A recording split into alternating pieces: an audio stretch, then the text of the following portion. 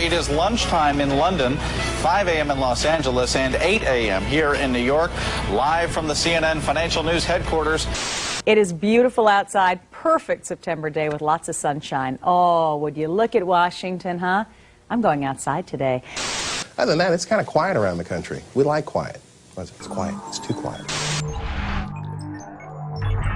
Is that American 11 trying to call? We have some planes. Just stay quiet and you'll be okay. We're turning to the airport. The pilot, everyone's been stabbed. They're in the back of the airplane. They're not. Oh, the hijackers are in the cockpit. Oh, no. Okay, we just lost connection.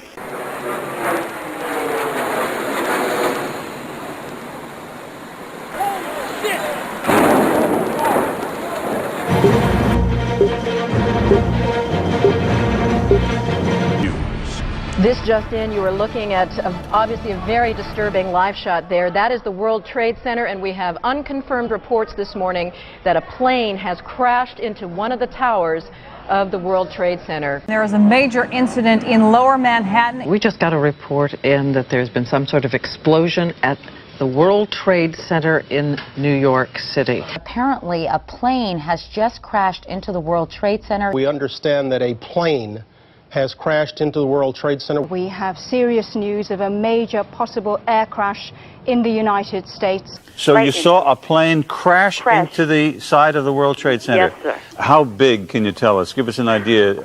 It would be hard to imagine that a small plane could create that kind of hole in a building like the World Trade Center. These buildings are almost a city block size building. This is a large plane. You're talking about a large passenger commercial jet. Passenger commercial jet. The Associated Press is now reporting that it was an aircraft. Back in the 40s, a plane hit the Empire State Building. In the 60s, a helicopter crashed on the top of what was the Pan Am building, now the MetLife building. Remember, it is shortly before 9 o'clock East Coast time, so we suspect there would have been a great many people in the building and presumably on those top floors as well. There is considerable and truly terrifying damage on some of those floors at the top. More than 40,000 people work there, and on any given day, more than 100,000 business and leisure visitors come to the World Trade Center. All pilots who fly in this area know very well where the World Trade Center is located. Whenever people for Newark, Kennedy, or LaGuardia, when those planes are put into rotation as they're waiting for landing, they circle around this area, which is right near the Statue of Liberty. Wind speeds at this point, not tremendous at all. Flying conditions, near perfect.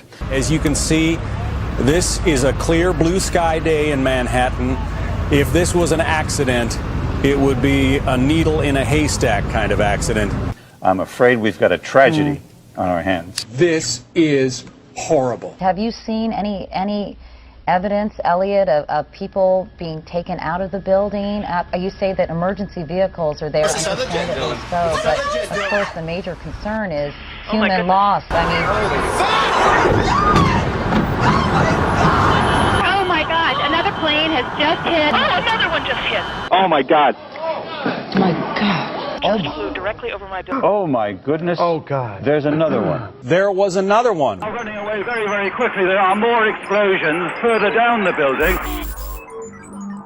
Explosion. The building's exploding right now. You got people running up the street. Everybody's panicking. Clearly the thing is out of control. One of our producers said perhaps a second plane was involved. You saw a plane? Yes, I just saw a plane go into the building. That looks like a second plane. It could be a 727 right there, maybe even bigger. This one into the East Tower. Yes. I wonder if there are air traffic control problems. Another passenger plane hitting the World Trade Center. These pictures are frightening indeed. This is so shocking, of course, to everybody watching. What we've just seen is about the most shocking videotape I've ever seen. What are the odds of two separate planes hitting both towers? And now you have to move from talk about a possible accident to talk about something deliberate. This has to be deliberate, folks. Why do you say that was definitely on purpose? Because it just flew straight into it. It literally flew itself into World Trade Center. I think we have a terrorist act of proportions that we cannot begin to imagine at this juncture. Oh my God. My goodness. Oh, this is terrifying. Awful. That is a very hard thing to watch. Watch powerless. David, we're going to have to cut you off. President Bush is speaking. Ladies and gentlemen, this is a difficult moment for America. I unfortunately will be going back to Washington after my remarks. Secretary of Rod Pace and Lieutenant Governor will take the podium and discuss education. I do want to thank the folks here at Booker Elementary School for their hospitality. Today we've had a national tragedy. 2 airplanes have crashed into the World Trade Center in an apparent terrorist attack on our country. I have spoken to the Vice President, to the Governor of New York, to the Director of the FBI, and have ordered that the full resources of the federal government go to help the victims and their families, and to conduct a full-scale investigation to hunt down and to find those folks who committed this act. Terrorism against our nation will not stand. And now, if you join me in a moment of silence.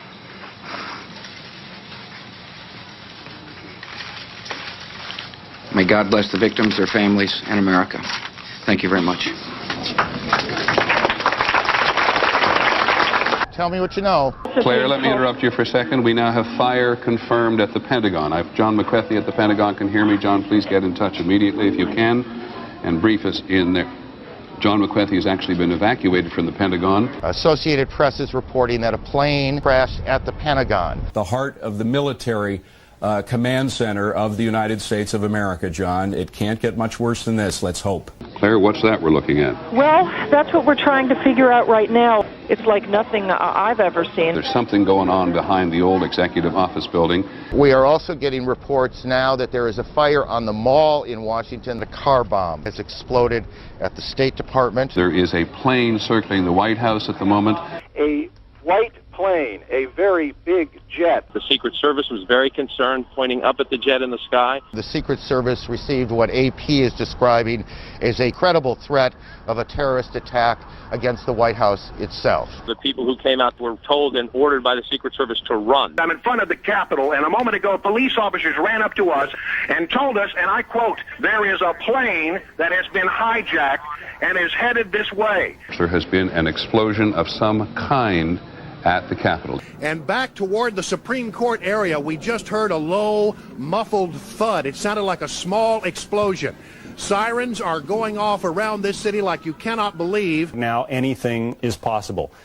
We want to hold our breath here, it just seems to me, for a second, and not get into a mode that the country is under attack. We are a nation under siege. Tell everybody that heightened security is important now.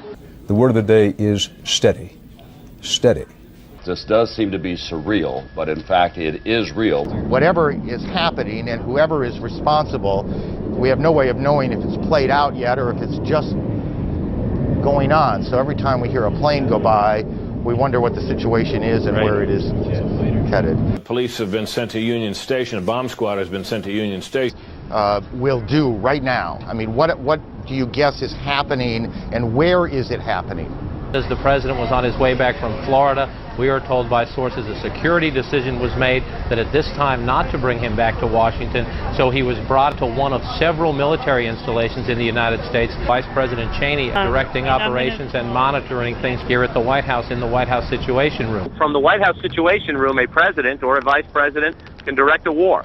It is accessible to all information from the United States military, from the Federal Emergency Management Agency, from the Federal Aviation Administration in this case. The White House Situation Room is a bomb shelter. That's either U.S. Air Force or Navy aircraft, fighter aircraft, now on patrol, lest there be one more attempt. 2 Navy carrier battle groups, the USS George Washington and the USS John F. Kennedy, are being dispatched out of Norfolk Naval Base right now. They are getting underway and heading up the eastern seaboard. Wow. And some people were... Jamie, I need you to stop for a second. There has just been a huge explosion. We can see a billowing smoke rising. Let's go to the trade tower again, because, John, we now have a... What do we have? We don't It looks like a new plume, a new large plume of smoke. Oh my God! Oh my God! Oh my God! We're not sure exactly what happened, but there was another explosion on the far side of one of the buildings from where we're standing. The reverberation and another explosion on the right-hand side. And I'll tell you that I can't see that second tower, but there was a cascade of sparks and fire, and now it looks almost like a mushroom cloud. What is behind it, I cannot tell you. But just look at that. That is about as frightening a scene as you will ever see. The whole side has collapsed? The whole building has collapsed. The whole building has collapsed? The building has collapsed. It folded down on itself.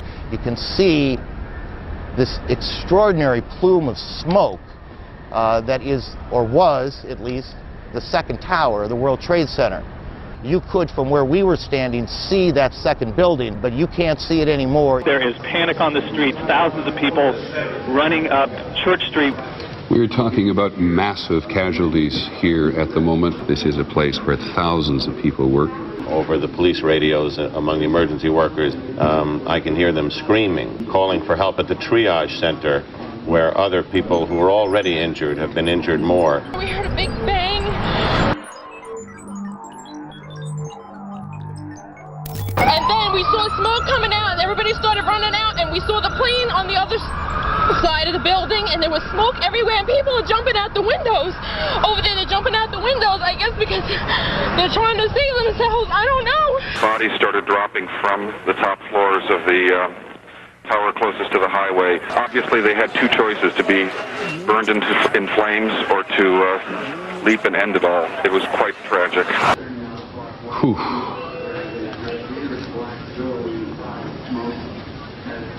That is extraordinary. My God. Now, anybody who's ever watched a building being demolished on purpose knows that if you're going to do this, you have to get at the under infrastructure of a building and bring it down. This is the scene in Lower Manhattan where these scenes of chaos and utter confusion are just mind-numbing. The FBI rescue operations and other FBI operations are really in chaos right now because they can't reach their officials in New York.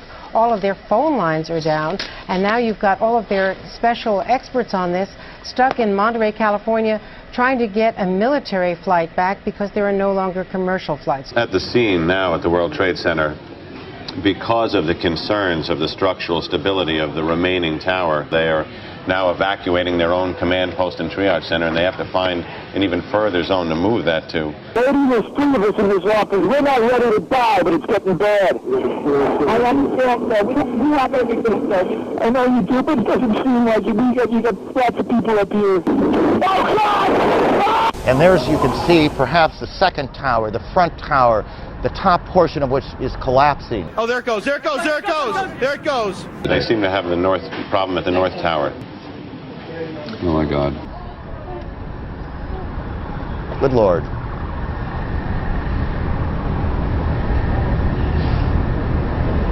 There are no words.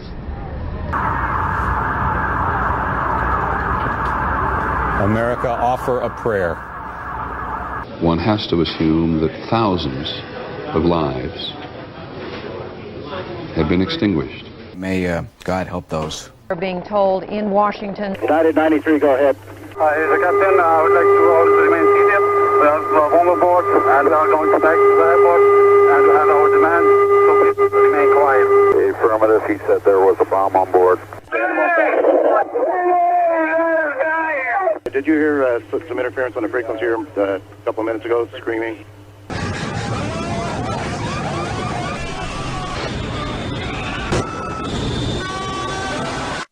We have a report that a 747 is down in Pennsylvania. I'm going to interrupt you, Senator McCain. These are the first pictures we have in. This is from Somerset County, Pennsylvania. This is United Airlines 93. This was a Boeing 757 bound from Newark, New Jersey to San Francisco. It crashed in Somerset County, Pennsylvania, near the town of Shanksville. south of Pittsburgh. Now in Kabul, I believe. Sources are telling CNN that there are, quote, good indications that people with links to the Osama bin Laden organization are responsible for today's attacks. Freedom itself was attacked this morning by a faceless coward, and freedom will be defended. There is international reaction coming in. Russian President Vladimir Putin expressed his condolences to the American people over the terrorist attacks, calling them terrible tragedies. This from Prime Minister Tony Blair in London. This mass terrorism is the new evil of our world today, he said. It is perpetrated by fanatics who are utterly indifferent to the sanctity of human life. French President Jacques Chirac called it a monstrous attack, expressed his solidarity with the American people. Palestinian leader Yasser Arafat and his top aides are following the events from his seaside offices in Gaza City. He says, I send my condolences to the president, the government, and the people for this terrible incident. World Trade Center. I've heard several reports from several different officers now that that is the building that is going to go down next. In fact, one officer told me they're just waiting for that to come down at this point. Keep your eye on that building as we coming down. Building is about to blow up. Move it back. All right, guys. And it sounded like a countdown. And at the last few seconds, he took his hand off, and you heard 3, 2, 1, and he was just saying, "Just run for your life. Just run for your life."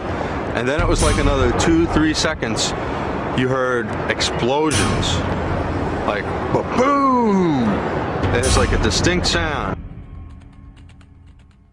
This was ba-boom, and like you felt a rumble in the ground, like almost like you wanted to grab onto something.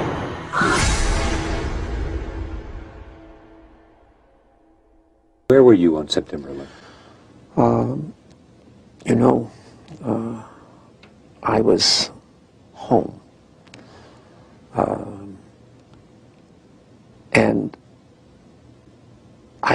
the only reason I wasn't where I was every morning subsequent to the 26th day of July, my mornings were spent usually at a breakfast meeting at Windows, an 8 o'clock breakfast meeting, Windows, the top of it, and then going down to visit with my tenants, my new tenants, at the Trade Center, getting to know them, understanding their problems and so forth, ascertaining how we could service their needs better, which is one of the first things you do when you acquire a property. You begin to meet your tenants and start talking with them. And so my mornings were spent at the Trade Center, and then by noon I was back uptown. And so that particular morning, because I have light-colored hair and fair skin, and I'm an annuity to the dermatologist, my wife, God bless her, had made an appointment for me at the doctor. And I remember dressing to go to the doctor. And finally saying to my wife, I said, "Sweetheart, I've got so much to do downtown. I got to cancel this. I've got to go downtown." And she said, "You're not going to cancel this appointment. You're going to the dermatologist." And, having been married now to the same woman for 46 years, you get this sense of determination on occasion, their voices. And I said, okay, yes, dear, I'll go.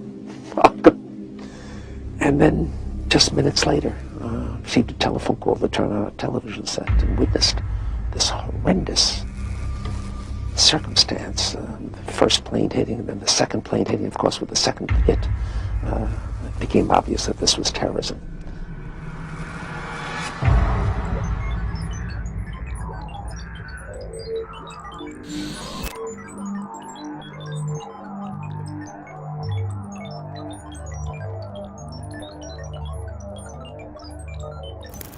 I remember getting a call from the fire department commander telling me that they were not sure they were going to be able to contain the fire.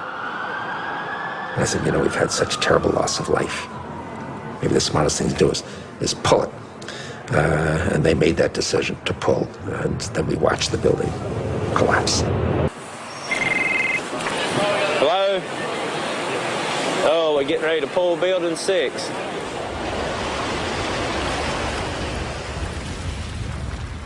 Fox News journalist Jeffrey Shapiro confirms that Larry Silverstein had controlled demolition on his mind on September the 11th. and it was no secret to police and others on the ground that day. Shapiro stated that on September the 11th, Larry Silverstein was on the phone to his insurance carrier to see if they would authorize the controlled demolition of Building 7. This revelation causes yet another problem for the official story. How could Silverstein expect to carry out a controlled demolition when it takes several weeks to prepare a 47-story building for demolition?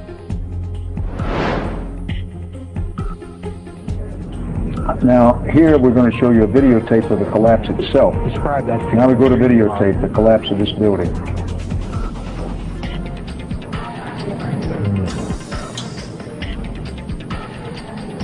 It's amazing. Amazing, incredible, pick your word. For the third time today, it's reminiscent of those pictures we've all seen too much on television before, when a building was deliberately destroyed by well-placed dynamite to knock it down.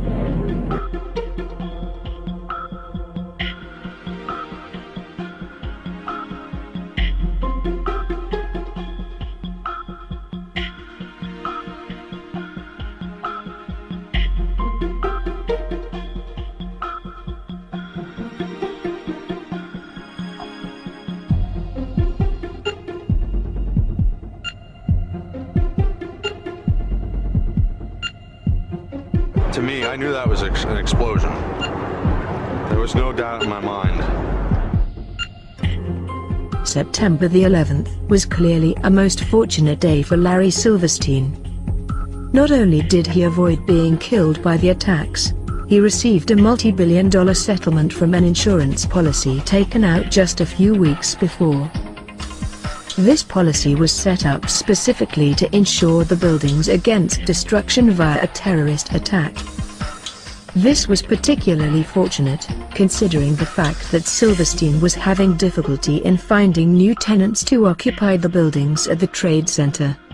My mornings were spent, usually at a breakfast meeting at Windows, an 8 o'clock breakfast meeting, Windows, the top of it, and then going down to visit with my tenants, my new tenants, at the Trade Center, getting to know them. And it was also particularly fortunate, considering that Silverstein had faced the $1 billion requirement of having to remove the illegal asbestos from every steel beam in the Twin Towers. So, if Larry Silverstein's story is true, then he must surely be the luckiest man alive today.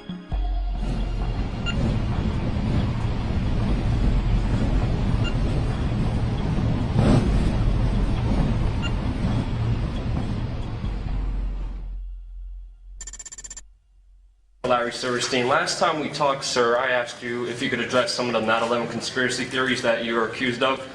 Sadly, your response has actually invited more of them. I mean, for the record, everybody knows your infamous comments on PBS where you said pull Building 7 on 5/25 on the day of 9/11. Your official response was that it was the firefighters. My question is, it was pretty clear that you meant the building, and if it was the firefighters, they already are outside the building by 12. Because the water lines were broken. Ask the question. And the fire chief that you said you spoke to, Fire Chief Negro, denies talking to you on that day of 9/11. Can you answer those questions and address the theories against you? I suggest to everybody's consideration that we all look at the thousands of pages of testimony that have been rendered in the many years since 9/11. And let's use today's session for some of its... Are you aware of testimony of bombs in the building before the building collapsed, sir? Are you aware of that testimony? Sir, there's testimony by Barry Jennings. Sir, you don't have to touch me. Listen, I'll walk away. All I'm asking is a question. I don't have to be kicked out. It's a legitimate question. You don't have to put your hands on me. But all I'm saying is, no, I'm not. I'm here asking. The question was not answered. That's why I have a grievance. Larry Silverstein was told not to come into work. That's why him, his daughter, and his son never showed up to work on 9/11. He put an insurance policy on the buildings. Reporters, do your job, please. Ask some questions. Ask some questions. The leaseholder of the World Trade Center complex, Larry Silverstein, gave a public interview on PBS in 2002, and he said that they pulled that building, which is a demolition term for intentionally bringing down a building. This man made over $5 billion from those buildings' destruction, And I want to know if there was ever a formal investigation into Larry Silverstein, the leaseholder of the World Trade Center complex, and his ties to this entire event. I don't believe there's been a formal investigation. I haven't heard that. I don't know that. I do know that that wall, I remember, was in danger, and I think that they made a decision based on the danger that it had of destroying other things, that they did it in a controlled fashion. Did it in a controlled fashion. They did it in a controlled fashion.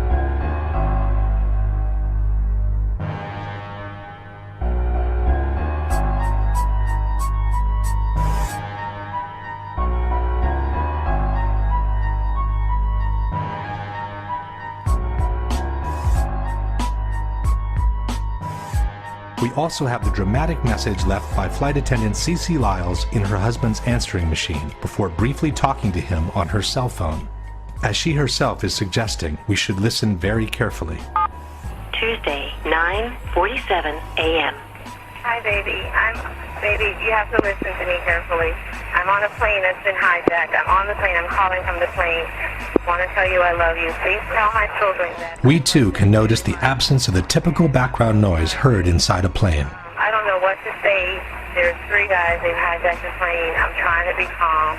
After saying goodbye, she seems to fumble with the headset while she whispers a few more words into the mouthpiece. I hope to be able to see your face again, baby. I love you.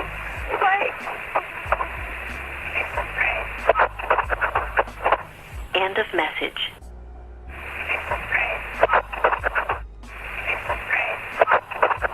Even by playing the segment several times, it remains difficult to hear anything different from the words, "It's a frame." Notice how quickly explosives can transform this 100-story column resembling the World Trade Center into dust. This is exactly what happened on 9/11. High-velocity explosives triggered to cascade in a visual way that makes it look like the building collapsed at free-fall speeds. This is what happened on 9/11. Pay attention to these horizontal ejections. They're a classic sign of a controlled demolition. In this footage, you can see the same types of ejections occurring right around the zone of the collapse. There are multiple examples of this. It gets so sneaky that they let off a few charges as the second plane, Flight 175, hits the South Tower. It's bait and switch, ladies and gentlemen. And as people were looking at the explosion, rocking the South Tower, other explosions were occurring in the other tower. Now, you can deny the evidence if you want to, but one thing is clear. Absolutely everything that has been broadcast since 9/11 has been fake news. Fake news that keep people distracted from what really happened on that day.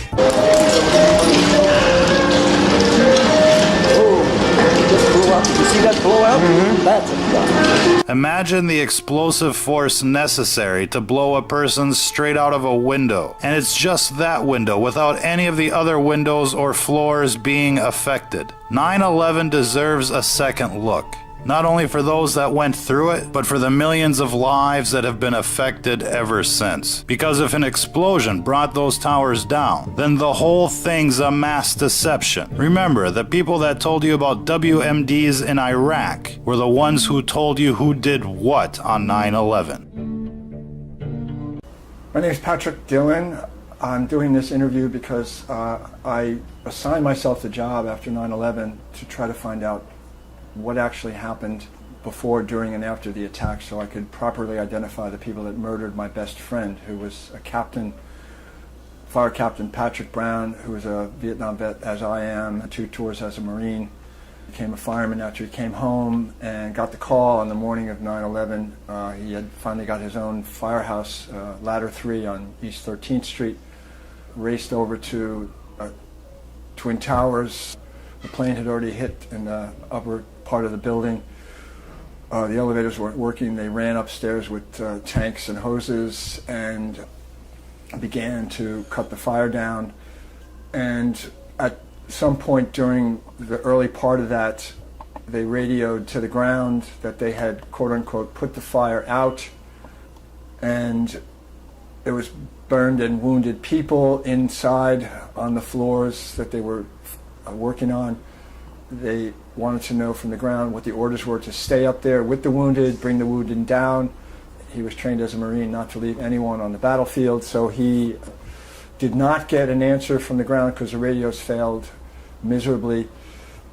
There were the cheapos that Giuliani would not improve on budget-wise. There were Motorola. They failed on the ground. They couldn't hear them, so they stayed up there. After the fire was out, quote unquote, I heard the radio reports of this. So he put the fire out, so the building does not come down at that point.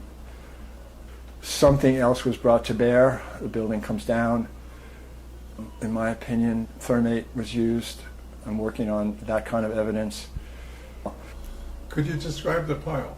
The pile was a smoking ruin of steel and piles of concrete, and the air was filled with silica dust and smoke. And the steel, we all kind of noticed but didn't pay much attention to, was in very similar lengths, apparently about 30 feet, and had beautiful 45-degree cuts in them, which we didn't notice that much at that point because we weren't looking for evidence of anything at that point. We were looking for survivors.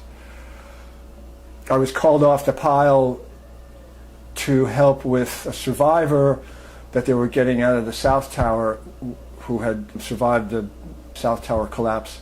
She was John O'Neill's bodyguard. She was a Czech national who worked for the Port Authority, and she had survived. They were all in the bunker together. Apparently, after the North Tower was hit, they all assembled inside the control bunker underneath the South Tower to see how this was going to progress and what exactly was going on. At one point, before the South Tower had been hit by an airplane, apparently she saw John O'Neill get a cell phone call inside the bunker. He listened to the call, clicked off the cell phone, and then said to everyone else around the bunker command table that, quote-unquote, they were controlling the planes from the ground.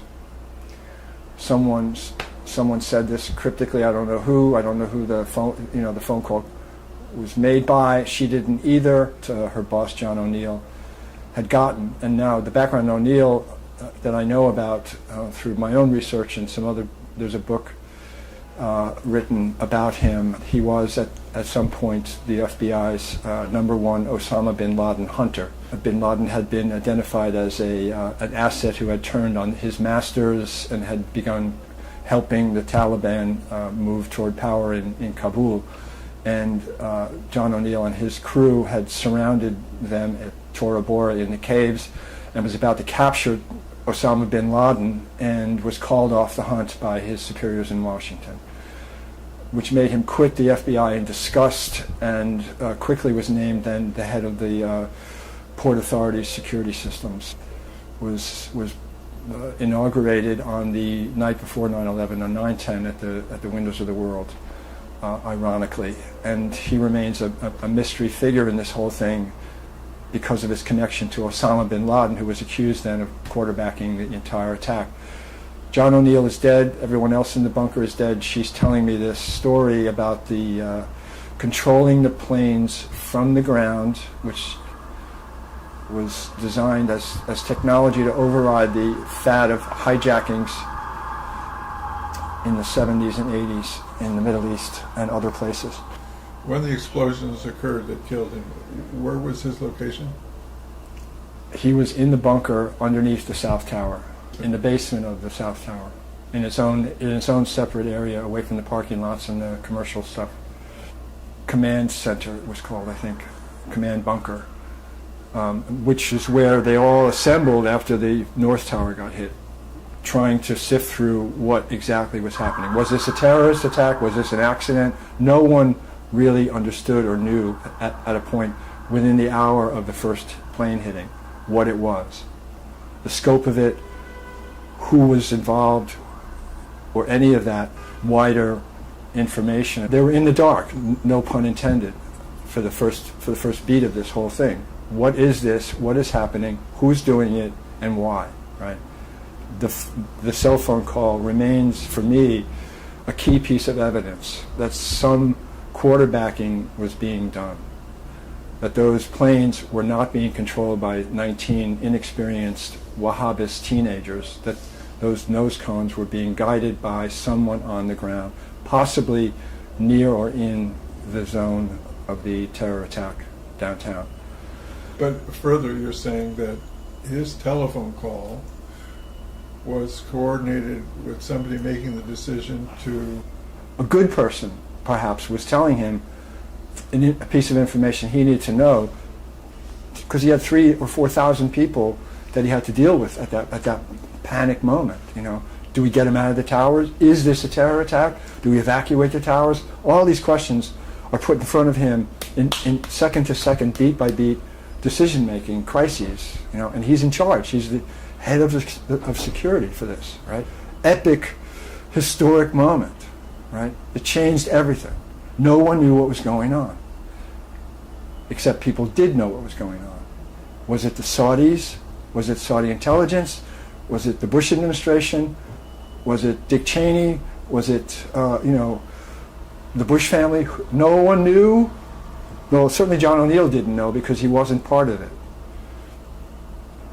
And he was dead within about a half hour because the South Tower came down, killed everybody except this bodyguard. And she's chain smoking and telling me this as she steps down into the subway system, and I've never seen her again. I go back up to the North Tower pile and continue to go down and sift through this wreckage, piercing the voids as the firemen told me to do. Like go down with the harness, drop down lower and lower, find openings in this massive, hot, steaming pile of rubble to possibly find human life, right? I dropped down once into a big void. It turned out to be the part of an office that had kept shape. A room in an office had stayed in its integrity. And I thought I saw office chairs, black office chairs. And I looked more closely at them, and they were human beings that were charcoal broiled from massive amounts of heat. And that's not fire or heat, it's something else. Some major thermate or thermite kind of heat cooked these people to the point that they look like briquets preparing for a barbecue. I raced up from there, started screaming about this to get body bags, and stumbled down off the pile and saw people coming in out of the Building 7 lobby, and stumbled into the lobby of the building like I am now, choking and spitting up, silica and dust, and I was feeling like my lungs had become a couple of bags of concrete.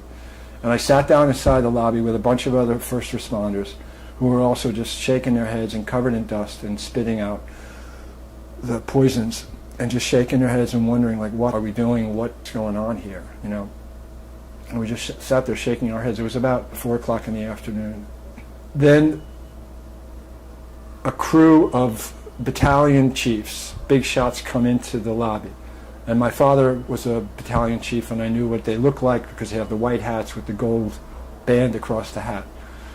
My father had retired, but I knew what they looked like because they were big fellas, big Irish-looking, red-faced battalion chiefs. And they come into the lobby with bodyguards who were dressed in black with black ski masks and Uzis.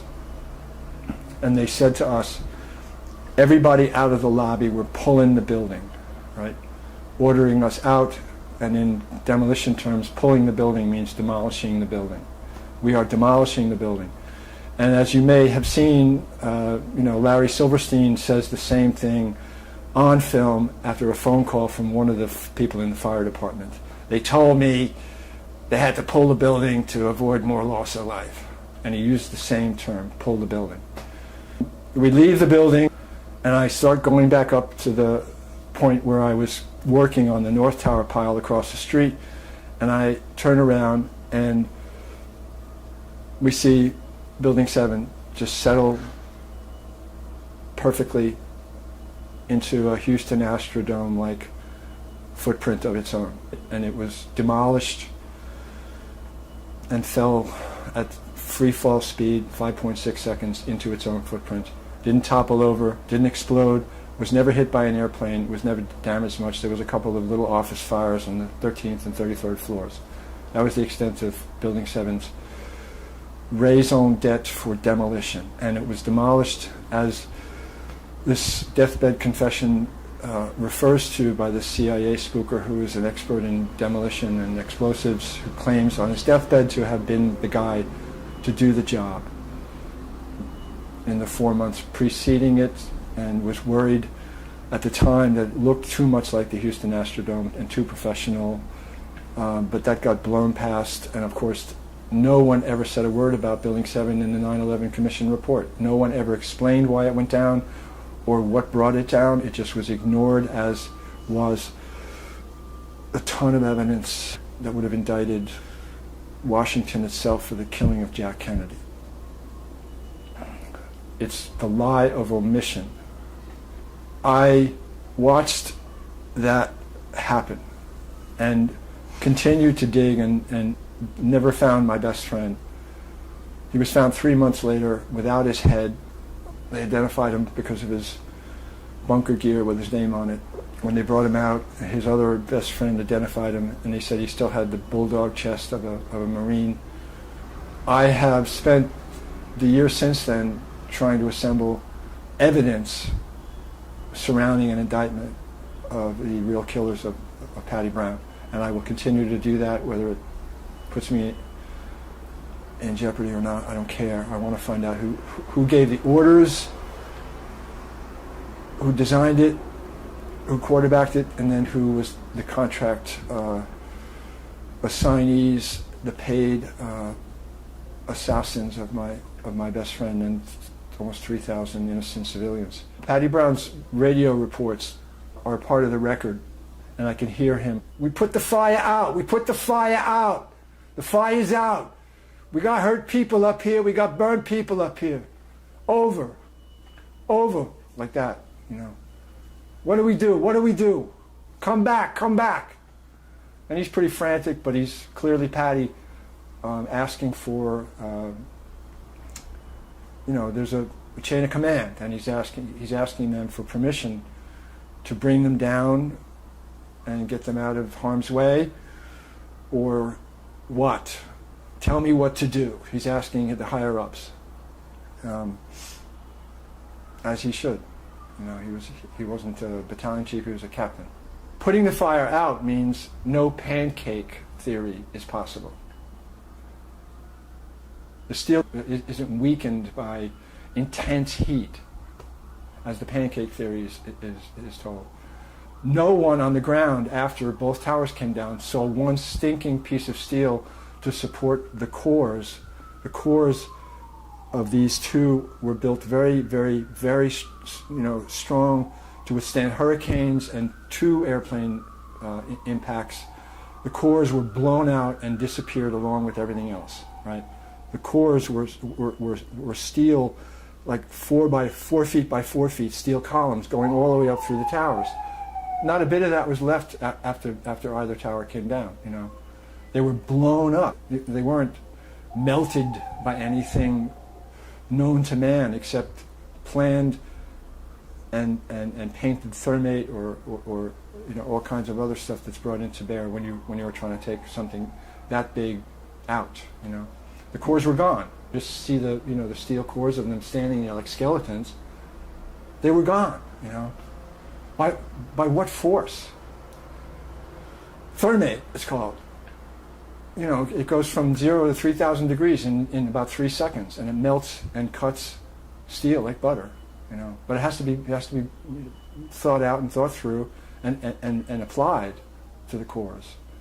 Now, I often explain to people that the way the buildings were built, they built the cores first, and in the corners of the cores, they attached cranes, and they built the building around them. That's right. The elevator shafts were among the cores. That's right. And therefore, demolition crews riding atop elevators would have access to the core columns in the corners of the elevator shafts, so they could attach thermate cutting charges every 30 feet to accomplish this convenient 30-foot length for quick loading onto flatbed trucks. And in fact, you saw these 30-foot lengths all over the place. That's what happened. What you're describing isn't theory. That's what happened, right?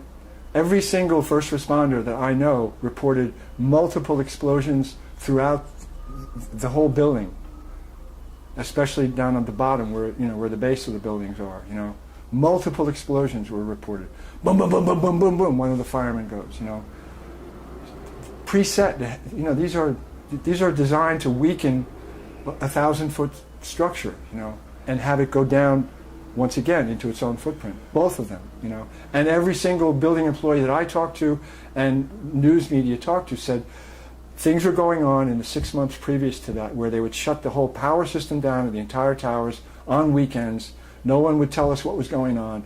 People were coming in and out with no IDs and stuff like that was actually happening, And the employees would ask questions, and then they were told to, just shut up and do your job, So who was that? Was that Securitech? Was that Marvin Bush's company? Was that Controlled Demolition, the contractor? Who was that, and what was going on is the essence of who did it. If you follow it that way, as evidence and as a journalist would, as I'm trying to do, eventually you get to the green light crew in the Star Chamber of what? Washington or some other ruling establishment that comes from on high with the orders to execute whatever it is, the project for a new American century. The oil paradigm has to remain central to our gravy train.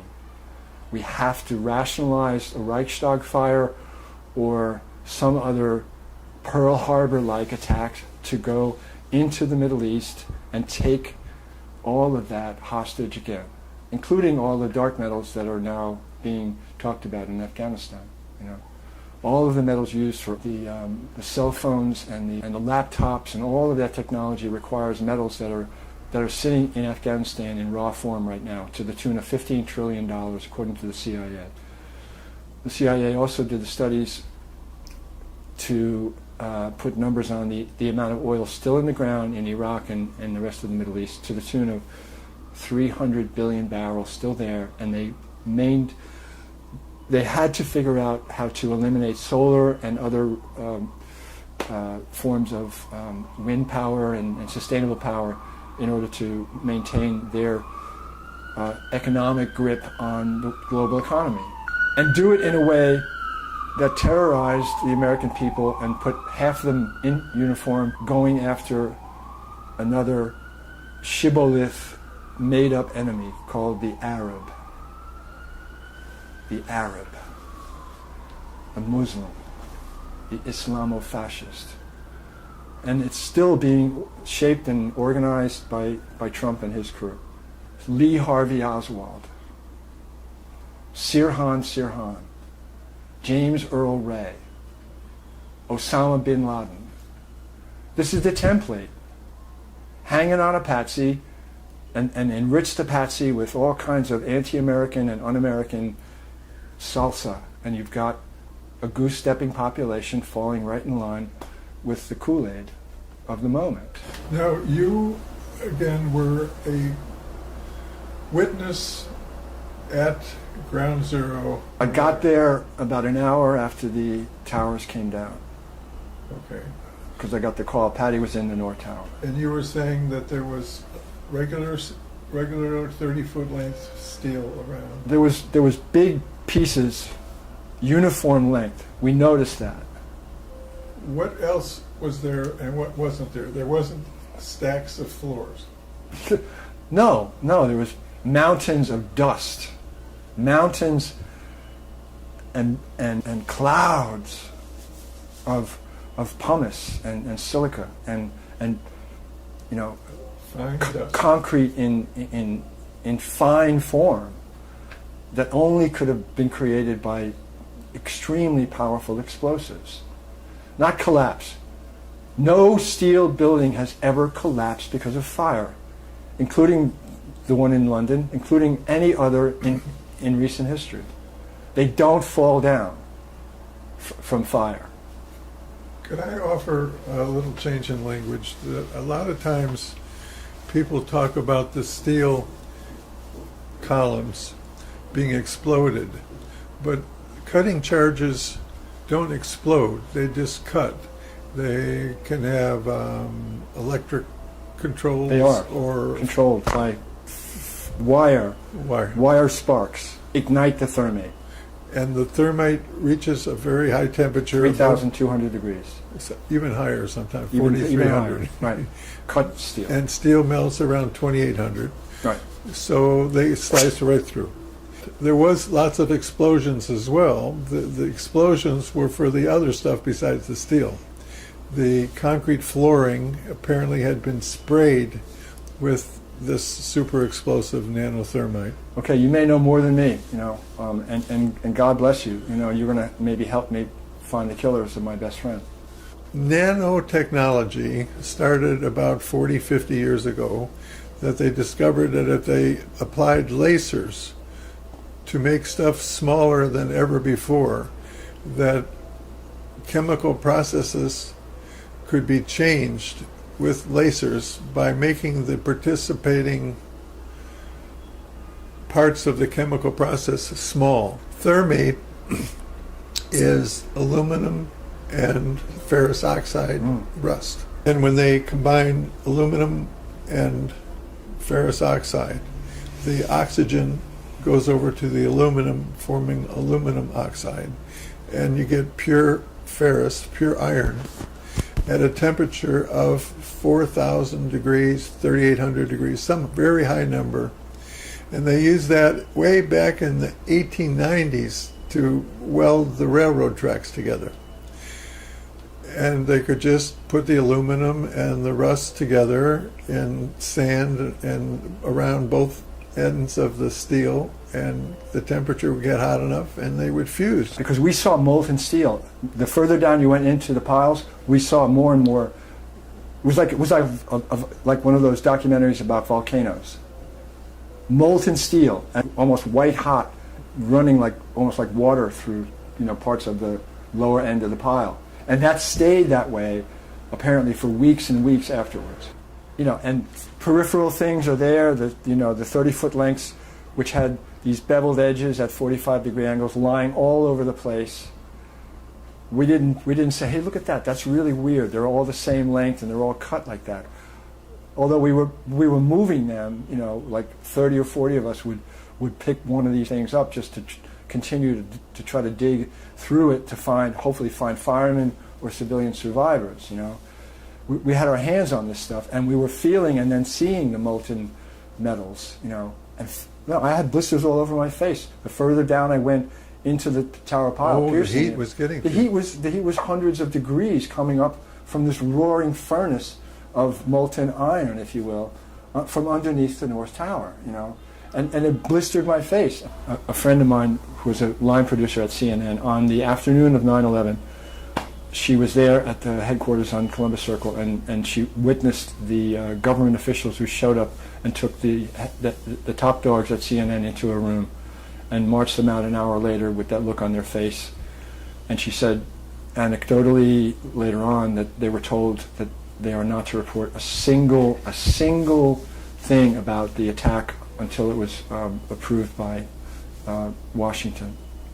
And that's one thing that she told me she witnessed, that there was a media coup d'état had occurred, and she saw it. I brought interviews and evidence of the evacuation of Saddam Hussein from the Baghdad, from the airport, from Saddam Hussein Airport on April 9th of 2003. Oh. A witness who was a member of the military, who was the concrete specialist at the airport, maintaining the airstrips for Saddam, witnessed a ceasefire that was called between the Americans and the Iraqi army, while a motorcade of Cadillac limousines, stretch limousines, rolled into the airport while the CIA was landing these unmarked C-130s. The tails go down, and the Cadillacs are driven right into the tails, and they take off. And he saw this happen, and I have him on film.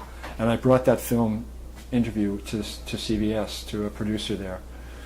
And I started showing it to him, and after about 20 minutes of showing him this stuff, including the secret weapons that were used to melt passenger buses, the Iraq war theater was used as a testing ground for postmodern weapons. really futurist stuff. And he stopped me and then said, I'm going to have to ask you to leave the building. You'll be escorted out of the building. Please turn that off. And if I show this to anyone else, I will lose my job. So goodbye. And that was one lesson of many lessons I've received when I bring radioactive evidence to corporate media and how it's handled. It's handled sensorially, and once again, it's called the lie of omission. You know, what people don't know is what is killing them. CIA agent makes a confession on his deathbed. Quote, "We blew up the World Trade Center 7 building on 9/11. Looks like they're all coming out of the woodworks, ladies and gentlemen. Before they die, they have to alleviate their conscience, if you will. 79-year-old retired CIA agent Malcolm Howard has made a series of astonishing claims since being released from the hospital in New Jersey on Friday and told he has weeks to live. Mr. Howard claims he was involved in the controlled demolition of World Trade Center 7, the third building that was destroyed on 9/11. Mr. Howard, who worked for the CIA for 36 years as an operative, claims he was tapped by senior CIA agents to work on the project due to his engineering background and early career in the demolition business. Trained as a civil engineer, Mr. Howard became an explosives expert after being headhunted by the CIA in the early 1980s. Mr. Howard says he has extensive experience in planting explosives in items as small as cigarette lighters and as large as 80-floor buildings. The 79-year-old New Jersey native says he worked on the CIA operation they dubbed New Century between May 1997 and September 2001, during a time he says the CIA was still taking orders from the top. Mr. Howard says he was part of a cell of 4 operatives tasked with ensuring the demolition was successful. Mr. Howard says the World Trade Center 7 operation is unique among his demolitions, as it was the only demolition that we had to pretend wasn't a demolition job.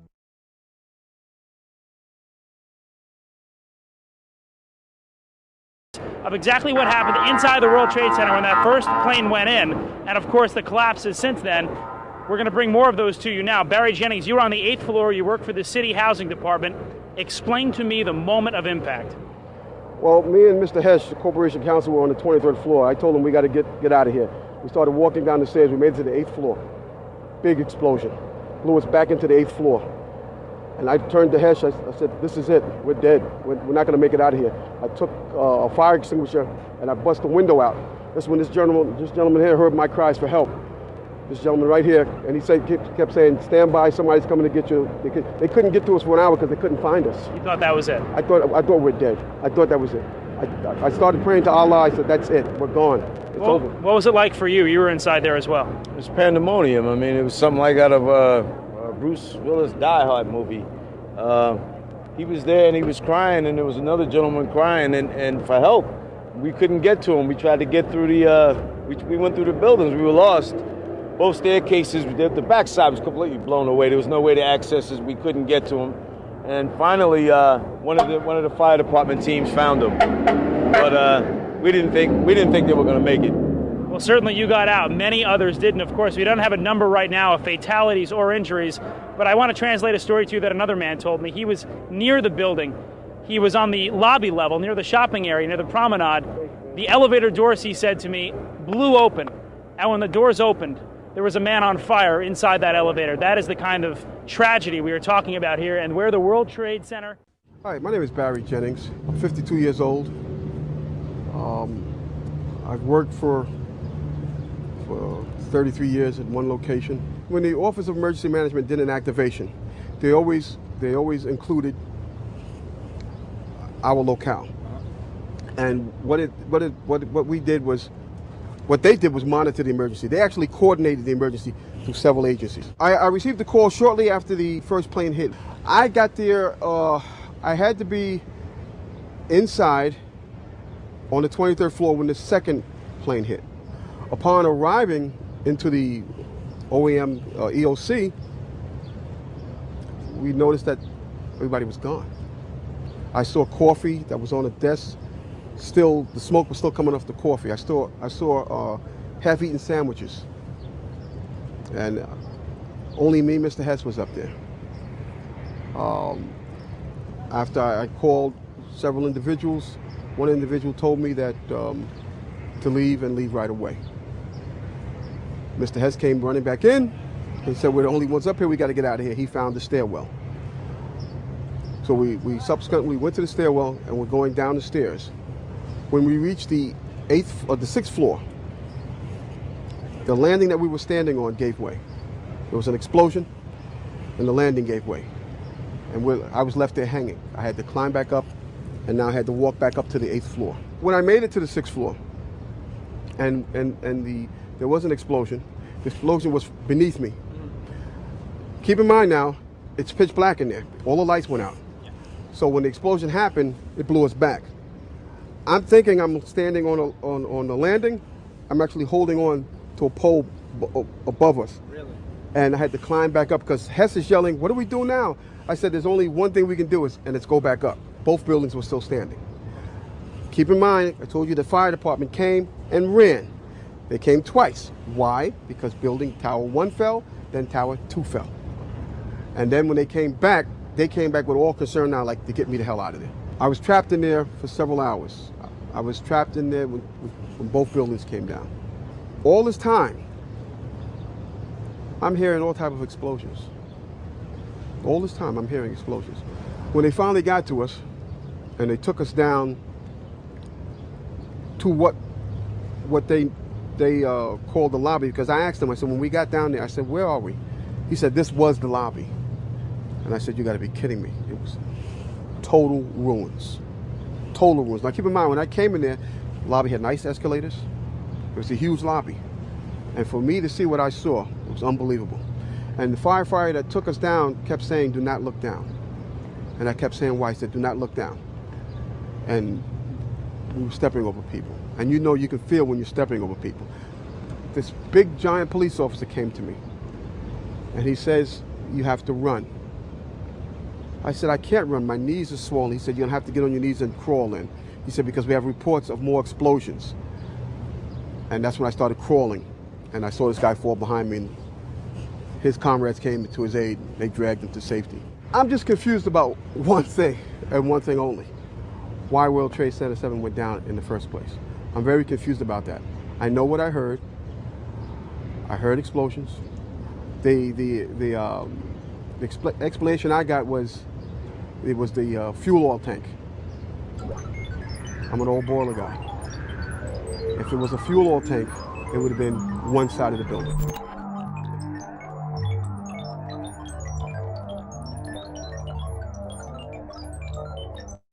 I think a bomb went off in the lobby first, then a plane hit the building.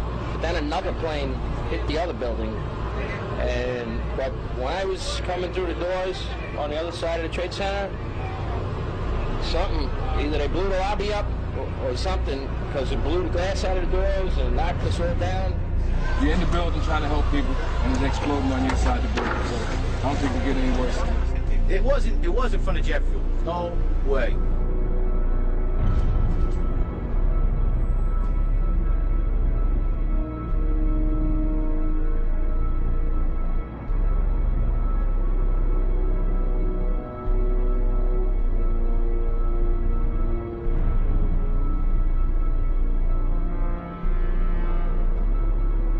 People don't understand. There may be more. Any one of these fucking buildings can blow up. This ain't done yet.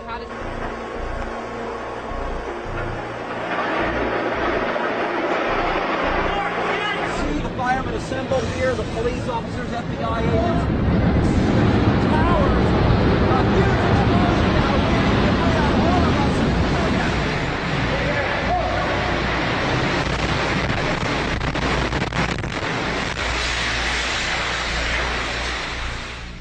name's Tom Sullivan. I worked for Controlled Demolition Incorporated, CDI, the top-rated explosives demolition firm in the world, owned by the Loiseau family during the years surrounding 9/11. And I worked for them as an explosives loader for 2.5 years. As an explosives loader, my job was to place explosives in the buildings to prepare them for demolition. There are many steps that you need to take. First off is you have to weaken the building.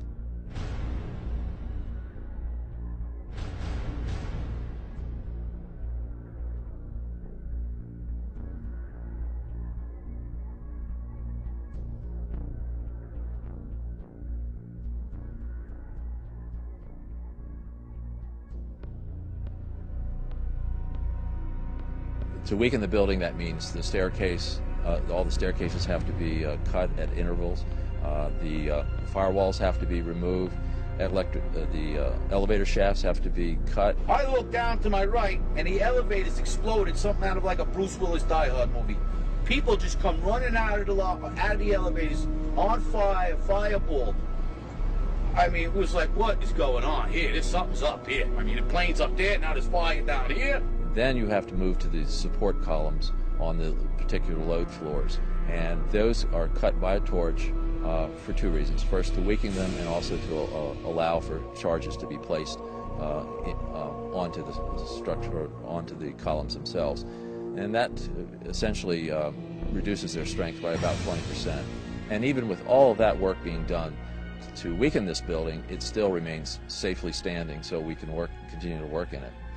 The story that just a few columns can cause a synchronized global collapse, an implosion, is, well, that's just nonsense.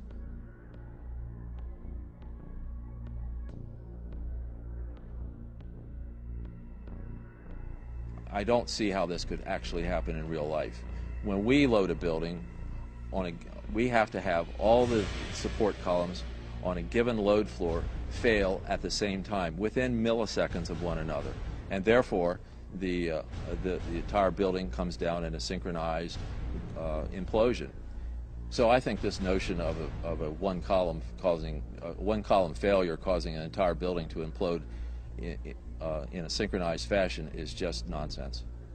Looking at the building, it wouldn't be a problem once you gained access to the elevator shafts. How about an elevator modernization, which we know was going on the 9 months prior to 9/11? Yes, Elevator World, March 2001 documents it.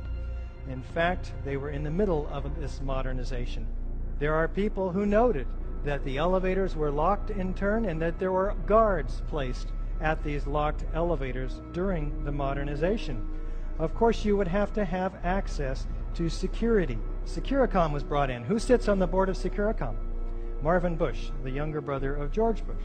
Then a team of loading experts would have access to all the core columns and beams.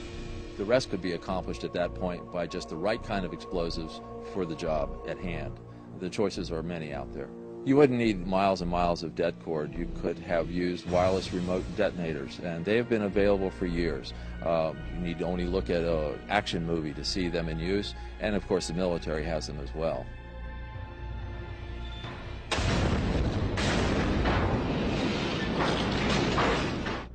You want to call your mother or something?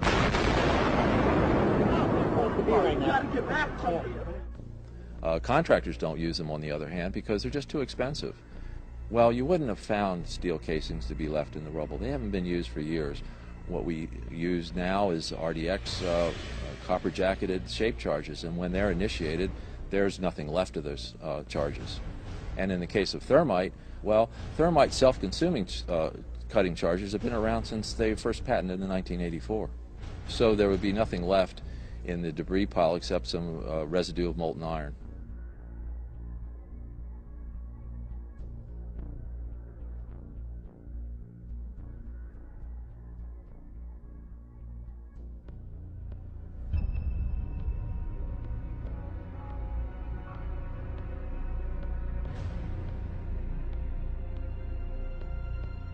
Get down below and you'd see molten steel running down the channel rails, like you're in a foundry. These incredibly hot areas were found at the bottoms of the elevator shafts, down 7 basement levels. The molten steel was found 3, 4, and 5 weeks later when the rubble was being removed. He said that molten steel was also found at World Trade Center 7. The highest temperature was in the east corner of the South Tower, where a temperature of 1,377 degrees Fahrenheit was recorded. The molten steel in the basement was more than double that temperature.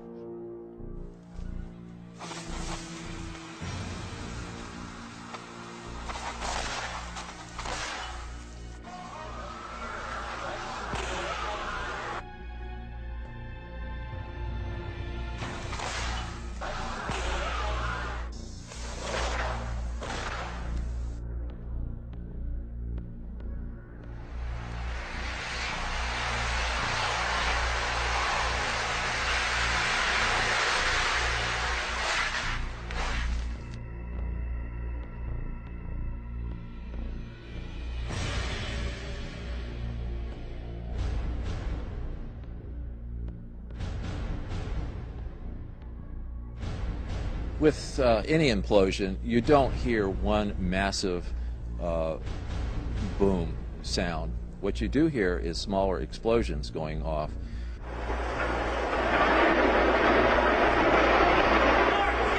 Mr. Sunder of NIST has said that you would, if this had been a controlled demolition, you would have heard a large, massive bomb going off. The World Trade Center. You can see the firemen assembled here, the police officers, FBI agents. You can see the towers. What in reality happens with a controlled demolition is you hear a successive, progressive, smaller waves of smaller explosions going off.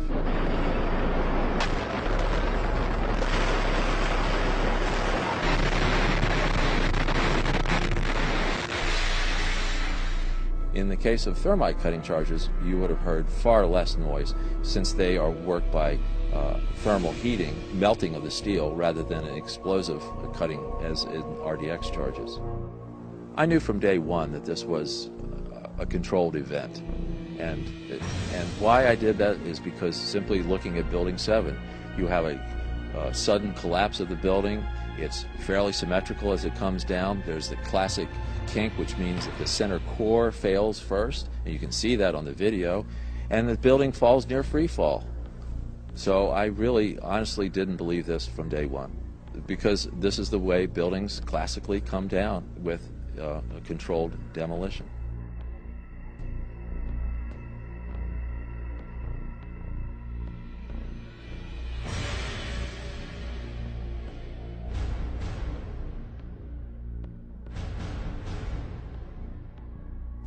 This material is not normal thermite. That's the other thing that really needs to be understood. Anybody could make normal thermite. You can get the ingredients, you can mix them together, you can make them. Any kid could basically do it if they knew the recipe.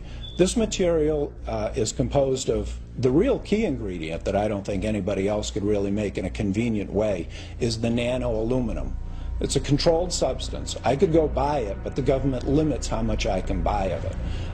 It's very, very difficult to produce in these sizes and to keep from reacting. It's not something that you just get at the local 5 and dime or you're going to make on your own. It's a very, very difficult to make material. And that's the one thing in there that really tells me specifically that this wasn't some guys working in caves in Afghanistan, or it wasn't you know, somebody in their basement doing this. This was, you know, a massive engineering operation that made these materials. So the military uses it for a number of different applications.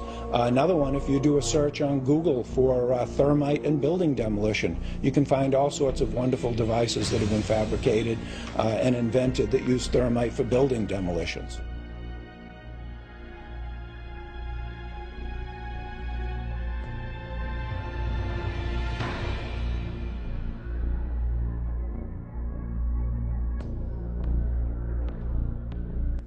An example would be that in 1984 there was a patent issued for thermite cutter charges to be used in building demolitions that could shoot molten iron through the structural steel in milliseconds.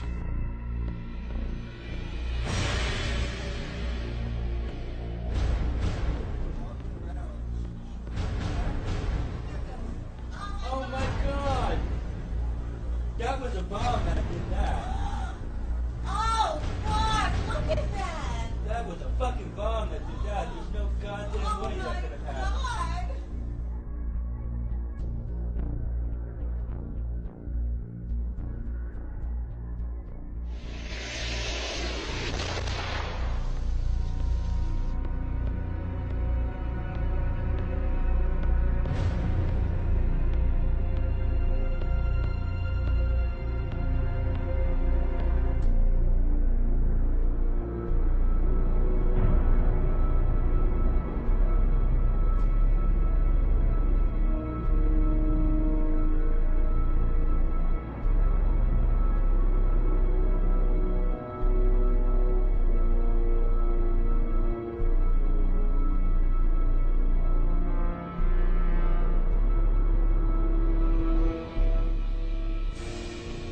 You can imagine when you assemble these chemicals on a large scale, the amount of heat that you generate.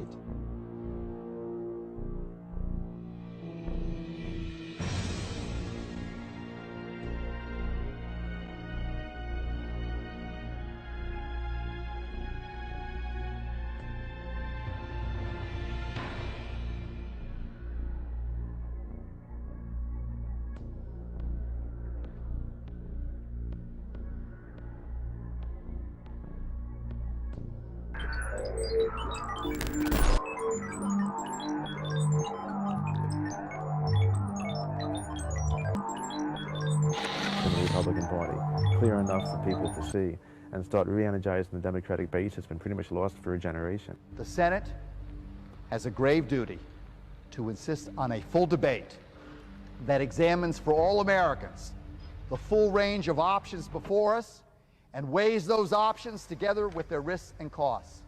And after he got done speaking, he come over to me, or come down, and he said, "Pat O'Reilly, my friend." And he gave me a big hug, because he's a wrestler. Each time he'd give you a hug, he'd just kind of take your breath away. He'd squeeze you so tight. But that was his way of being nice to people. How is it that the main voice of opposition just vanished, just disappeared, just suddenly kind of like dropped out of the sky and died for no reason, and there never, ever, ever was a comprehensive investigation, and the political destiny of the country changed? He would have called for a vigorous investigation of 9/11. He was opposed to cover-ups. He wanted transparency in government. He believed in democracy. He was the most aggressive, consistent, reliable critic of the Bush administration during the history of its existence. He had Halliburton in court, and that he was standing against the multi-billion-dollar profits of the Iraq war machine. He certainly wouldn't have been in the pockets of the pharmaceuticals and people that are running the country. And Wellstone, if you look at where he comes from, he was the most politically progressive member of the U.S. Senate, yet he came from a swing state that goes either way, Democrat, Republican. The re-election of Paul Wellstone, when the anti-labor groups threw everything, the pharmaceutical companies, the oil companies, the big HMOs, when they threw everything they could at him, when we would have won that, and we would have won that election. It was only 10 days before the election. Paul Wellstone had been pulling ahead. He was 6 or 7 points ahead of Norman Coleman, the former mayor of St. Paul, who was the hand-picked candidate of the Bush administration. The calls were made from Washington. George Bush, Dick Cheney, Karl Rove decided that Coleman was going to be the candidate to run against him. With the loss of Paul Wellstone, a lot of people feel the Democrats lost what could have been the most vibrant presidential candidate, somebody who could have clearly articulated a difference. There have been questions raised about the consequences of our actions here at home. Of greatest and of gravest concern, obviously, are the questions raised about the possible loss of life that could result from our actions. The United States could post tens of thousands of troops in Iraq, and in so doing, we risk countless lives of United States soldiers and innocent Iraqis. It was a major, political earthquake, and it happened with a mysterious small plane crash. For us to lose Senator Paul Wellstone as a leader and as a person is devastating. But for us to lose Sheila, Marcia, his dedicated staff, and 2 pilots makes our already heavy hearts even sadder. 10 days later, when the plane crashed and they said Wellstone was killed, I immediately felt sorrow for all the people in the whole United States and the world, because here's the one man that had the compassion and the heart. I knew they killed him.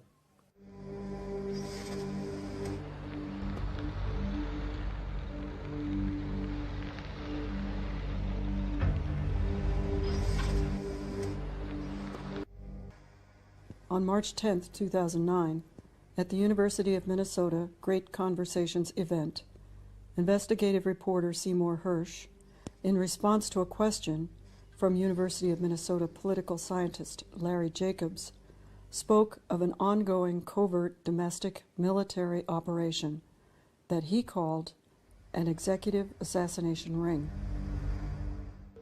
Things happen. And do they continue to happen to this day? Yep. After 9/11, I haven't written about this yet, but the Central Intelligence Agency was very deeply involved in domestic activities against people they thought to be enemies of the state without any legal authority for it. They haven't been called on it yet. That does happen. Right now, today, there was a story in the New York Times that, if you read carefully, mentioned something known as the Joint Special Operations Command, JSOC it's called, is a special wing of our special operations community that is set up independently. They do not report to anybody except in the Bush-Cheney days, they reported directly to the Cheney office. They do not report to the chairman of the Joint Chiefs of Staff or to Mr. Gates, the Secretary of Defense. They report directly to him. Congress has no oversight of it. It's an executive assassination wing, essentially. And it's been going on and on and on. Dick Cheney personally warned him that if he opposed the administration, there would be severe ramifications for him and for the state of Minnesota. He said, Paul, how was your week? And he said, my week was tough. The Vice President Cheney called me in and told me get on their bandwagon or there'd be serious ramifications in Minnesota. And he said there is a lot of things that just don't add up. And just today in the Times, there was a story saying that its leader, a 3-star admiral named McRaven, ordered a stop to certain activities because there were so many collateral deaths.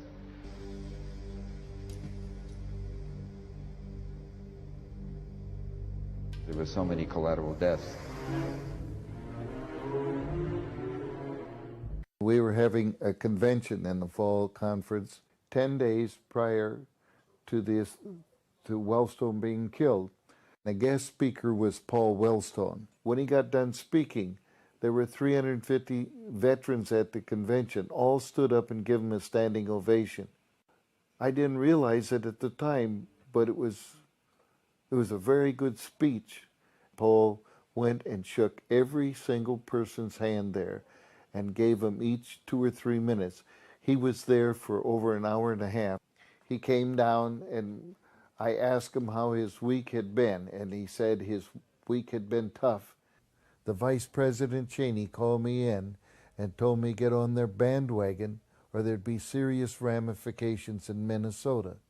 And to stop sticking my nose into the 9/11, when he made the statement to us about Dick Cheney calling him in, there were about 10 veterans standing around with us. He knew then at Wilmer that the 9/11 was staged. I believe that Wellstone was after 9/11. He spoke about the 9/11 to the veterans.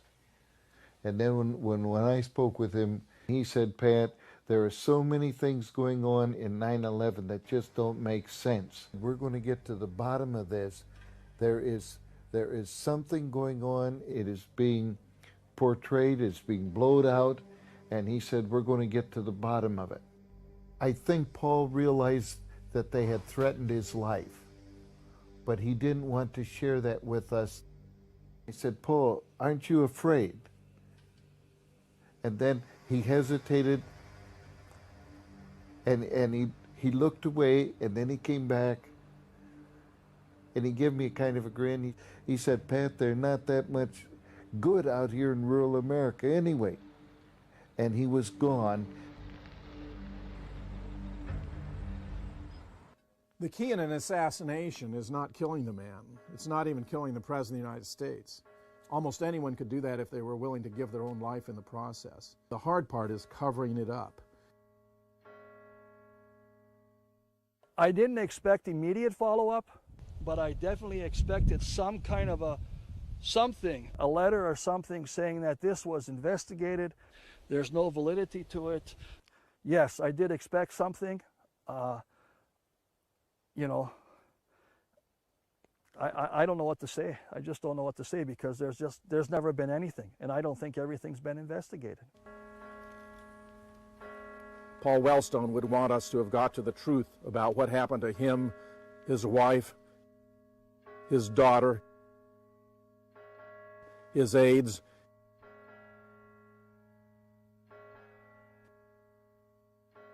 and the 2 pilots who may in fact have done everything they could possibly do to keep that aircraft in the air.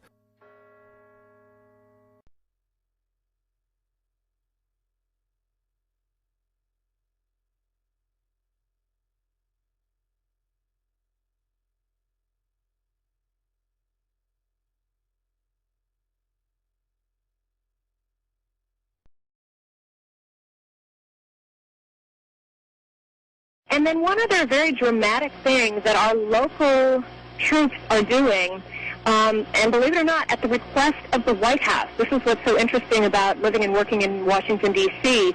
The mayor called upon the Army National Guard to do several things, and the White House also called out the D.C. Air National Guard.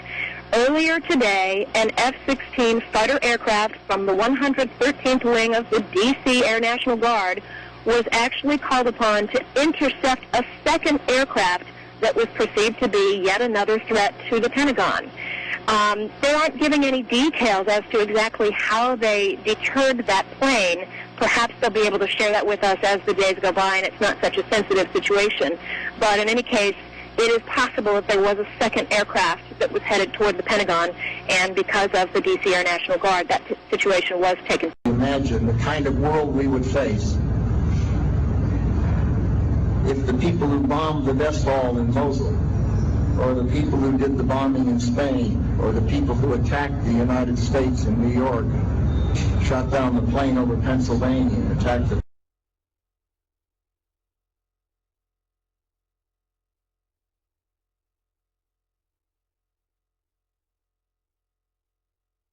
June 22, 2009, 2 Red Line Metro trains collided near the Fort Totten stop.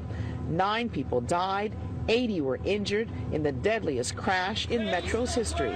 But closure isn't easy for Claire Worley. Her brother, Major General David Worley, and his wife Ann were headed home after volunteer training at Walter Reed to help wounded soldiers. Claire is frustrated. Metro still hasn't completed the safety recommendations from the NTSB. We're also closely following a developing story from Ohio tonight. A small plane registered to a Buffalo attorney has crashed near Cleveland, and there are no survivors. News 4's Michelle McClintock is live in the newsroom with the latest on this. Michelle. Well, the names have not officially been released, but the plane is registered to a well-known Buffalo attorney who friends say was always seen flying. Investigators say the plane took off around 4 o'clock on Tuesday afternoon. This was a small single-engine aircraft, a Cirrus SR-22, that had departed Cuyahoga Airport en route for Buffalo, New York, but crashed shortly after departure, crashing approximately 3 miles from the airport. According to the FAA, that Cirrus SR-22 plane was registered to Michael Doran, who is an attorney in Buffalo with the law firm Doran and Murphy. News 4 legal analyst Terry Connors says that Michael Doran is the kind of attorney that everyone respects. Mike was a hard, tireless worker, and he represented hard-working men and women.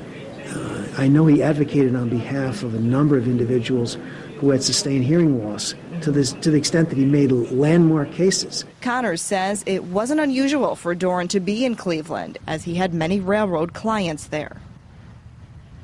Doran was involved in many cases involving railroads. According to authorities in Ohio, it was raining and there was low visibility at the time of the crash. Reporting live in the newsroom, Michelle McClintock, News 4 at 11.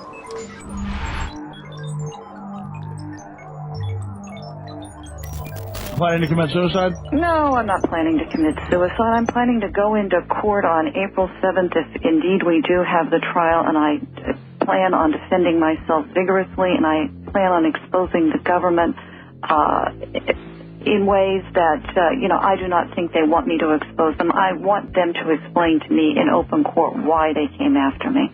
I mean, how would you not know that it was Cheney? And how do we know that Brandy Britton, one of your girls who committed suicide, didn't commit suicide?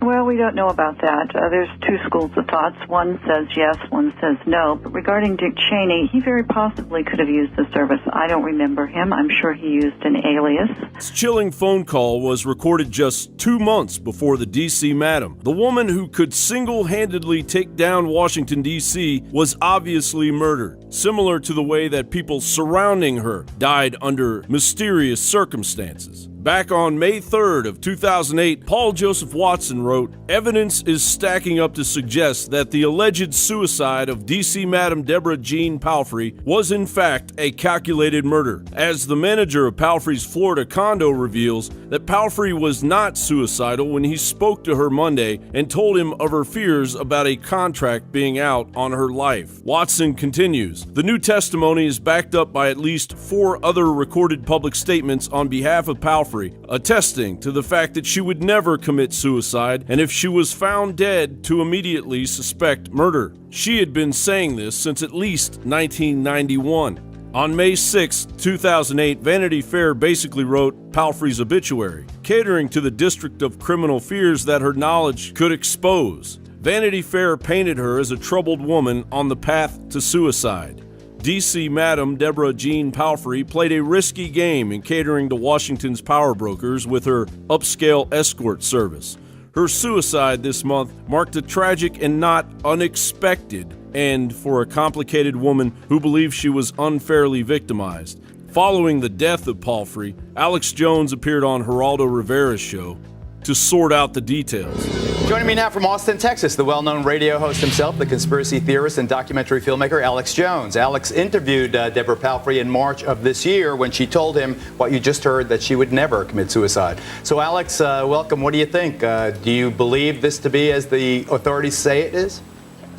Geraldo, first off, thanks for having me on. She was a very nice lady, very genteel. There's no doubt in my mind that she was murdered. Let me just go through some of the basic evidence. She told me repeatedly on my radio show, and those interviews are posted at Infowars.com in full, that she would never kill herself, that she wasn't planning to kill herself. I pressed her during breaks in front of the board ops. I said, listen, this is dangerous. You've got to say who these people were. Do you know? And she said, well, I'm not going to say. I just want this all to end. And I said, you've got to say who it was or you're not safe. She said, listen, I'll never kill myself. If they claim that, I was murdered. So we have a tape of her saying she wouldn't commit suicide. Now, NBC in Florida, where she had a condo, is reporting that one of her friends, who was the manager of the high-rise condos, and he's on tape saying 2 days before she was killed, before she died, she left to her mother's and said, look, I'm being followed. I think there's a contract out on me. I'm not going to kill myself. This is on tape. Then you look at Brandy Britton. She was facing 6 months in jail last year, shot her mouth off, Miss Palfrey said, the D.C. Madam said, and said, I'm going to talk about who my Johns are. This is hypocritical. She was a professor. She had a psychology degree. She was saying, this is hypocritical. I'm going to tell who my Johns were, and then she hangs herself. Number one, Geraldo, you covered a lot of criminology. You know, women don't normally hang themselves. First, one of her girls kills herself. Now she kills herself. They take pills. Exactly. And on top of it, in fact, 90% of women take pills. That's the way they do it. Now, men shoot themselves and hang themselves. It's just that she told her mother, she told the person that managed the condos where she lived, that she was friends with, everybody, that she was going to go on and going to fight. Others that knew her said that she was going to write a book when she got out in about 6 to 7 months. Could have been as many as 70 months, but certainly not 50 years, as some were saying. And you have 2 women hanging themselves. I mean, this is ridiculous with these supposed, very wealthy, very powerful Johns. I think this is, quote, taking out the garbage. What do you say, Judge? Well, I had the opportunity, Geraldo, to interview Deborah Jean about a year ago, and I talked to her about Brandy Britton and her suicide. And what she said to me is they don't just come and get you, they terrorize you. But she made it very clear that she was not made of that. And I agree with you, Alex. Not made of that means she was not suicidal. She was not suicidal. Right. She was a woman who had a very strong core. She was a fighter from the get-go. And one of the things she said to me, Geraldo, was that, look, this isn't about madams. This isn't about prostitution. This is about me. Suggesting that there was no government program to take down prostitutes. There was a program she believed to take her down. Think about it. You've got a top State Department official. You've got a military strategist, a United States senator. You've got all of these individuals, lobbyists, paying for prostitutes. At the same time, you've got the head of the Maryland State Police who's being indicted and convicted for using the Executive Protection Unit to move the prostitutes around. You've got a federal prosecutor at that time who was murdered and who yet his case is unsolved. You've got all kinds of corruption going on. I think I was the first to receive the CDs with the raw copies of Jean Palfrey's telephone records, and they included Verizon and the Bell Telephone Company at the time, Chesapeake and Potomac, or Bell Atlantic. I recall that one number that I pretty well locked in belonged to somebody who had been an official with Pat Robertson, the televangelist. And another number went right back to the Centrex switch of the Bush-Cheney transition team in 2000, which was located in the West Building in McLean, Virginia. Now, that's of interest. I didn't get anybody's name because it's the central switch you get to when you call Bush-Cheney transition team headquarters. But we do know that Ted Cruz was one of the lawyers for the Bush team in the Bush versus Gore legal issues going on down in Florida at the time. Yes. So, and he was traveling back and forth because he had been with the Bush-Cheney campaign. He actually joined the Bush campaign in 1999 in Austin. So I would not be surprised whether there were calls from Ted Cruz to the escort service, either from his own cell phone or from Bush-Cheney transition team headquarters at the West Building in McLean, Virginia. Montgomery Blair Sibley, Palfrey's former attorney, claims to have her phone records. I'll start with the gag order. That was entered back in May of 2007. It was to prevent me from releasing any telephone numbers of the D.C. Madam. It was partially modified to let me release telephone numbers alone, which we did, and that's how, through the crowdsource, we identified various people of prominence. Dan Moldea particularly identified Senator Vitter as one of the more prominent people on the list. Subsequent orders were entered in the case. Oral orders, which were never reduced to writing, never appear on the docket, were entered in the case. And the sum and substance of it all is, I understand and believe I'm operating on an order not to release the names of the escorts or the clients of the escort service as of this day. Okay, now you appealed to you asked the Supreme Court to release this gag order. Tell us what happened with that. Well, let me back up, if I could, David, just a bit more. It was in January that, for other reasons, I was looking at these records and believe they became relevant to the presidential election cycle we're in. So I first went to the court that issued the orders, gagging me, if you will, restraining me, and they refused to let me file a request to modify the orders. As a result, I went to the appellate court in D.C. and challenged that refusal of the right to even file the request to modify the restraining orders.